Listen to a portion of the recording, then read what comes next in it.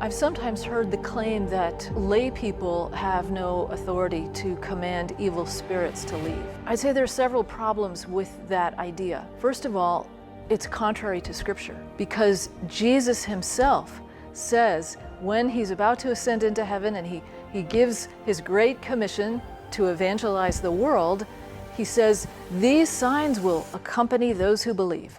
In my name, they will cast out demons." So Mark 16:17 is often used by those in deliverance work as a blanket or universal permission slip to drive out any and all kinds of demons from any and all kinds of persons. But we know this to be counterintuitive.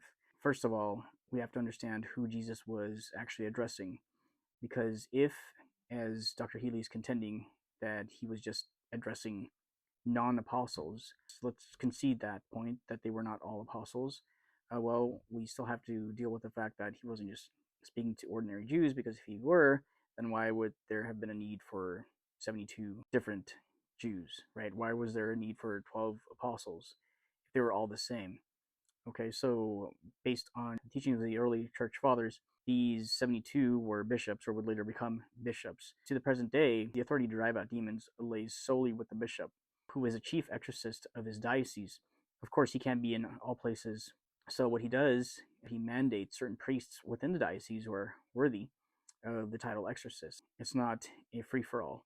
In my name, they will drive out demons. If you're going to say that that verse applies to every single person, then what about the verses that follow about snake handling and drinking poison without dying?